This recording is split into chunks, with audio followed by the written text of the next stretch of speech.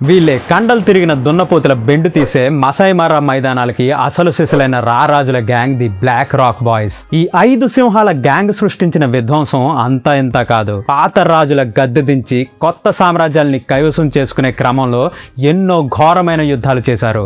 ఎదురు తిరిగిన ప్రతి సింహాన్ని నేల నాకించేశారు.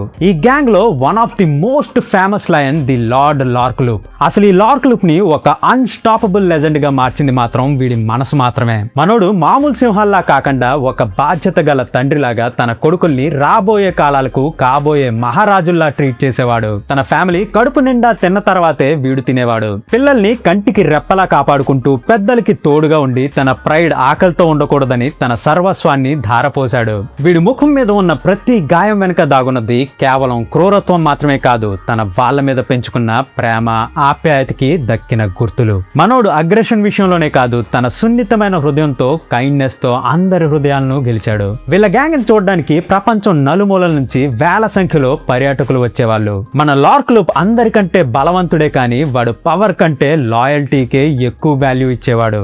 తన క్వీన్ బేర్ ఫేస్ తో కలిసి తన చివరి శ్వాస వరకు తోడున్నాడు. కండలు తెంచుకునే బలం, అంతం లేని ప్రేమకి మనోడు కేర్ ఆఫ్ అడ్రస్. వీడు పేరుకే కాదు మనసులో కూడా అసలు సిసలైన మకుటం లేని మహారాజు. దురదృష్టవశాత్తు ఎర్లీ 2025 లో కొందరు మనుషుల స్వార్థం వల్ల మనోడు తుది శ్వాస విడిచాడు. ఒక అన్నగా, ఒక తండ్రిగా, ఒక భర్తగా ఎలా ఉండాలో ప్రపంచానికి చాటి చెప్పాడు. Rest in power lord Larkloop. నీ ఉనికి ఈ ప్రపంచం ఎప్పటికీ మర్చిపోదు.